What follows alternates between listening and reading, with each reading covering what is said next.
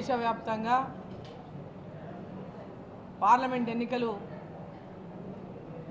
జరుగుతున్నటువంటి నేపథ్యంలో మందకృష్ణ మాదిగ గారు ఇవాళ ఎన్నో సంవత్సరాల నుంచి దాదాపు 30 సంవత్సరాలుగా పైగా ఏబిసిడి వర్గీకరణ జరిగితేనే మాదిగల కుటుంబాలకు న్యాయం జరుగుతుంది, యువతకు న్యాయం జరుగుతుంది. వర్గీకరణ జరగాల్సినటువంటి అవసరాన్ని గత 30 ఏళ్ల నుంచి పోరాటాలు చేస్తూ ఏ ప్రభుత్వం వచ్చినా ఎవరు వచ్చినా వారికి అనేక రకాలుగా మద్దతు ఇస్తూ ఈ వర్గీకరణ కోసమే అందరికీ మద్దతు ఇస్తూ ఎంతో కాలంగా మరి పని చేస్తున్నప్పటికీ గతంలో అధికారంలో ఉన్నటువంటి పార్టీలు కానీ ఇక్కడ అధికారంలో ఉన్నటువంటి పార్టీలు కానీ మరి దీని పట్ల చేస్తామనేటటువంటి మాట ఇచ్చినప్పటికీ కూడా దానిపైన ప్రత్యేకంగా దృష్టి పెట్టకపోవడం, ఇచ్చిన మాట నిలబెట్టుకునేటటువంటి ప్రయత్నం చేయకపోవడం గత ఎన్నో సంవత్సరాలుగా మనం చూస్తూనే ఉన్నాం. నరేంద్ర మోదీ గారు మా సమస్యలను వినడానికి రావాలి, మా సమస్యలు బహిరంగంగా మోదీ గారికి మేము తెలపదలుచుకున్నాం, మా సమస్యలను పరిష్కారం చేస్తామని మాట ప్రధానమంత్రి గారితో మాకు ఇప్పించాలి, మా కోరిక న్యాయమైనది ఉంటేనే మాకు హామీ ఇవ్వండి అని ఆ సమావేశానికి ప్రధానమంత్రి గారిని వారు ఆహ్వానించారు. మరి ఈరోజు ఏబిసిడి వర్గీకరణ విషయంలో మరి భారతీయ జనతా పార్టీ కట్టుబడి ఉన్నది. మరి ఆ యొక్క ఎన్నో ఏళ్లుగా కానటువంటి ఈ యొక్క వర్గీకరణ విషయంలో మరి భారతీయ జనతా పార్టీ కట్టుబడి ఉన్నది. ప్రధానమంత్రి గారు కూడా దీనిపైన కట్టుబడి ఉన్నారు. కాబట్టి ఈ యొక్క ఎన్నికల్లో భారతీయ జనతా పార్టీకి మద్దతు ఇస్తే మా యొక్క సమస్య పరిష్కారం అవుతుంది. షెడ్యూల్ కులాల రిజర్వేషన్ల వర్గీకరణ జరగాలంటే అది గౌరవ దేశ ప్రధానమంత్రి నరేంద్ర మోడీ గారి ద్వారానే సాధ్యమవుతుంది. గౌరవ దేశ ప్రధానమంత్రి నరేంద్ర మోడీ గారి మీదనే నేను ఆశ పెట్టుకోవడమే కాకుండా మాదిగలందరూ ఆయన మీదనే ఆశ పెట్టుకున్నారు. మా స్వప్నం నెరవేరేది ఆయన ద్వారానేనని మేము సంపూర్ణంగా విశ్వసిస్తున్నాం. మా జాతి కోణంలో చూసినా, దేశం కోణంలో చూసినా, మా జాతి అభివృద్ధి చూసినా, దేశ అభివృద్ధి గురించి ఆలోచించినా అవి గౌరవ దేశ ప్రధానమంత్రి నరేంద్ర మోడీ గారి మీదనే మా జాతి అభివృద్ధి, దేశ అభివృద్ధి ఆధారపడి ఉన్నదని మేము భావిస్తున్నాం. షెడ్యూల్ కులాల వర్గీకరణ చేస్తామంటే అందరి మీద నమ్మకం పెట్టుకొని ఆశతో వాళ్ళకి అండగా నిలబడ్డ చరిత్ర ఉన్నది. గౌరవ ఉమ్మడి ఆంధ్రప్రదేశ్ ముఖ్యమంత్రిగా పనిచేసిన స్వర్గీయ రాజశేఖర్ గారి కాలం నుంచి మొన్న ఉత్తమ్ కుమార్ రెడ్డి అన్న పిసిసి అధ్యక్షులు ఉన్నంత వరకు షెడ్యూల్ కులాల వర్గీకరణకు కాంగ్రెస్ కట్టుబడి ఉన్నదని ఎంఆర్పిఎస్ సహకారం కోరితే ఎంఆర్పిఎస్ సంపూర్ణ సహాయ సహకారాలు అందించింది. కానీ ఇచ్చిన మాట నిలబెట్టుకోవడంలో కాంగ్రెసే వైఫల్యం చెందింది. అంటే ఇచ్చిన మాట నిలబెట్టుకోకుండా మాదిగల్ని మోసం చేశారు. అదే సమయంలో ప్రతిపక్ష హోదాలో కూడా కాంగ్రెస్ పార్టీ మా గురించి ఆలోచించడంలో వైఫల్యం చెందింది. అధికారంలో ఉన్నప్పుడు పార్లమెంట్లో బిల్లు పెట్టలేదు, కనీసం ప్రతిపక్షంలో ఉన్నప్పుడు వర్గీకరణ అంశం మీద పార్లమెంట్లో ఒక మాట కూడా మాట్లాడలేదు.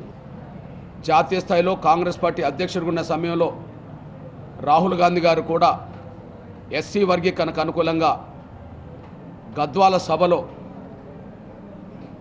సభలో మాట్లాడాడు.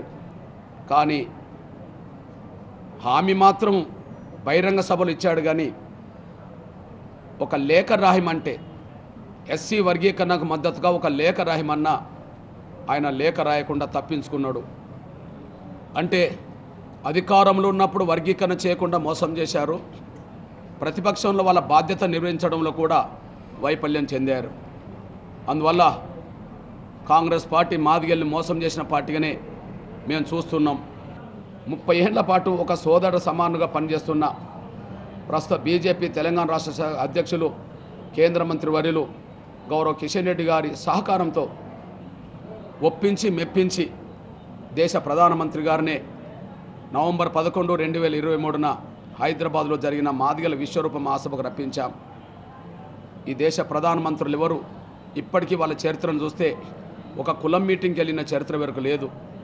కానీ దేశ ప్రధానమంత్రి గౌరవ నరేంద్ర మోడీ గారు మాదిగల ఆవేదన వినడానికి, మాదిగల కన్నీరు తుడచడానికి, మాదిగల సమస్యలు పరిష్కరించడానికి మా వేదిక మీదకి రావడమే కాకుండా ప్రత్యక్షంగా లక్షలాది మందిలో ఉండబడే ఆవేదన కల్లారా చూశాడు. ఎస్సీ వర్గీకరణకు అనుకూలంగా ఒక లేఖ రాయకుండా తప్పించుకున్న రాహుల్ గాంధీ గారు ప్రధానమంత్రి అయినా వర్గీకరణ సమస్య పరిష్కారం కాదు. ఎస్సీ వర్గీకరణకు వ్యతిరేకంగా ఉన్న మల్లికార్జున్ ఖర్గే గారు కర్ణాటకలో ఎస్సీ వర్గీకరణ ఉద్యమాన్ని వ్యతిరేకిస్తూ వచ్చాడు. ఆయన దేశాన్ని పరిపాలించే అవకాశం వచ్చినా మాకు న్యాయం జరగదు.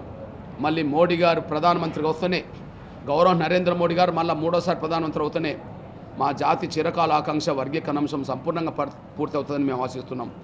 ఈ రాష్ట్రంలో మేము ఎవరిని విశ్వసించాలి? తెలంగాణ రాష్ట్రంలో ఎవరిని విశ్వసించాలి? కేంద్రంలో స్పష్టమైపోయింది. కాంగ్రెస్ను విశ్వసిస్తే మాకు న్యాయం జరగదని చరిత్ర సాక్ష్యం, బీజేపీ ద్వారానే మాకు న్యాయం జరుగుతుందని చరిత్ర సాక్ష్యం. అక్కడ క్లియర్ అయిపోయినాం. ఇక రాష్ట్రంలో మేము ఎవరు విశ్వసించాలి? ఇక్కడ తెలంగాణ రాష్ట్రానికి బీజేపీ అధ్యక్షులు ఉండ గౌరవ కిషన్ రెడ్డి గారు ఉన్నారు, కేంద్ర మంత్రి ఉన్నారు. అదే సమయంలో రాష్ట్రంలో పరిపాలిస్తున్న రేవంత్ రెడ్డి గారు ఉన్నారు, కాంగ్రెస్ పార్టీ ఆయన అధ్యక్షుడు ఉన్నాడు, ముఖ్యమంత్రి ఉన్నాడు. 3వ వ్యక్తిగా మాజీ ముఖ్యమంత్రి ఉన్నారు, కేసీఆర్ గారు బీఆర్ఎస్కి అధ్యక్షుడు ఉన్నాడు. ఈ ముగ్గురులో ఎవరిని విశ్వసించాలి? తెలంగాణ రాష్ట్రంలో 18 మంది మంత్రులుంటే ఆయన పరిపాలనలో ఒక్క మంత్రిని కూడా తీసుకోలేని, మాదిగల్ని ఒక్కరిని కూడా తీసుకోలేని కేసీఆర్ని మేము విశ్వసించలేం. రేవంత్ రెడ్డి గారి చరిత్ర చూస్తే ఇప్పుడు రేవంత్ రెడ్డి గారి పాలనలో ఆయనే కాంగ్రెస్ పార్టీ అధ్యక్షుడు. కానీ ఏనాడు జరగనంత అవమానం మాదిగలకు ఈ సమయంలో జరిగింది. 17 పార్లమెంటు నియోజకవర్గాలకు ఎన్నికలు జరుగుతున్న సమయంలో తెలంగాణలో అందులో 3 షెడ్యూల్ కులాలకు సంబంధించిందే. 100% ఉండబడే పెద్దపల్లిలో మాకు కాంగ్రెస్ పార్టీ టికెట్ కేటాయించలేదు మాదిగలకు. 180% ఉండబడే వరంగల్లో మాదిగలకు టికెట్ కేటాయించలేదు. 180% ఉండబడే నాగర్ కర్నూలులో కూడా మాకు టికెట్ కేటాయించలేదు. అంటే ఉన్న 3 స్థానాల్లో షెడ్యూల్ కులాల్లో తెలంగాణలో 170% ఉన్న మాదిగలకు ఒక్క సీటు కూడా కేటాయించలేదంటే ఇంత ఘోరమైన అవమానం మాకు ఏనాడు జరగలేదని కూడా మేము స్పష్టం చేస్తున్నాం.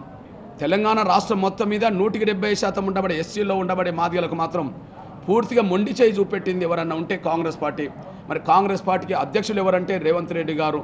మరి రేవంత్ రెడ్డి గారు కాంగ్రెస్ అధ్యక్షుడిగా, రేవంత్ రెడ్డి గారు మళ్ళీ ముఖ్యమంత్రిగా వాళ్ళ జాతీయ స్థాయి నాయకత్వాన్ని ప్రభావితం చేసే కాడు ఉన్నాడు.